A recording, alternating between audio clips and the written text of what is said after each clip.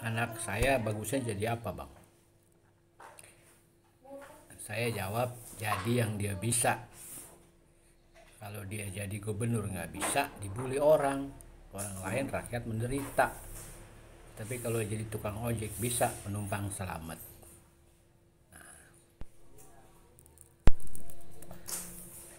Banyak yang sukses tapi tidak bernilai. Rasanya kita semata-mata bukan hanya harus sukses, tapi juga penting bernilai. Kenapa tidak bernilai?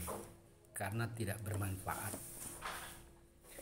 Rizik Syihab itu sukses, tapi kan tidak bernilai. Dia sukses membangun satu mindset keagamaan yang penuh kebencian gitu, tapi tidak punya nilai.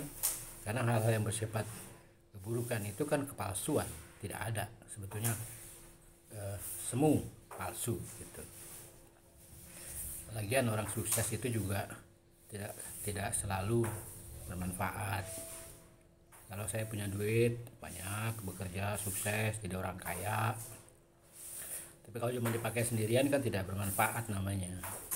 Jadi hartanya tidak bermanfaat, tidak membawa manfaat kepada orang lain.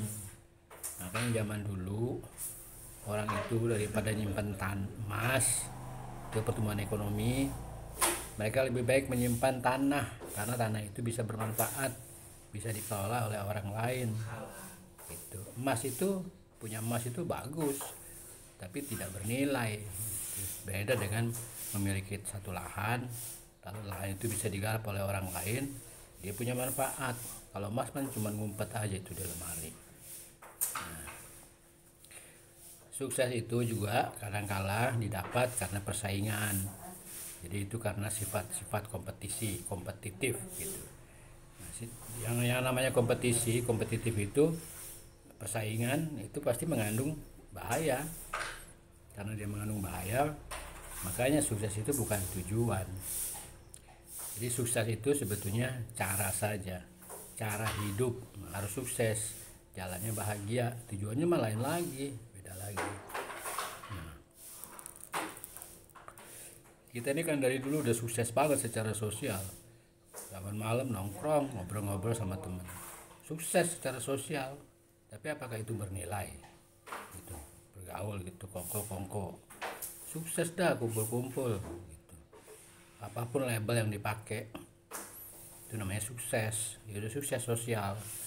Tapi beda kan itu, beda. Dia tidak bernilai sebagaimana kalau kita sendirian tetapi terus belajar gitu.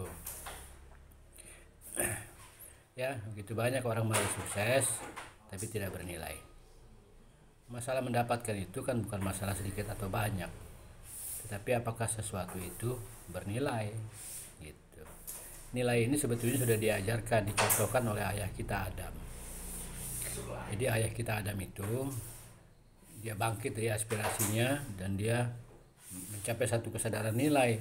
Daripada gua senang-senang di sorga seperti ini, mendingan gua makan tuh buah kuldi, buah prinsip itu dimakan.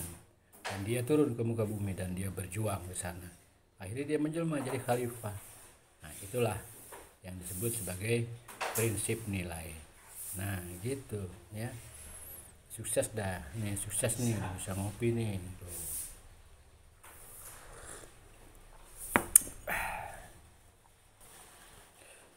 Kalau kita sukses itu berarti ada orang lain yang diungguli, jadi ada orang lain yang dikalahkan. Karena sukses dari siapa kan begitu bandingannya. Tapi kalau kita bernilai, tidak satu pun orang yang dikalahkan. Oleh karena itu menjadi bernilai itu adalah satu kemenangan tanpa mengalahkan siapa-siapa. Sukses nggak apa-apa, itu cara hidup. Tapi berupayalah juga supaya tetap sesuatu itu bernilai. Kan begitu. Nah, sekarang mulai merenung deh kita. Apapun yang kita dapatkan ini, mulai mempertanyakan, apakah segala sesuatunya ini bernilai? Gitu. Apakah itu bernilai? Kalau bahasa Sundanya, worth it enggak ya? Gitu. Nah, jadi seperti itu ya. Udah ya.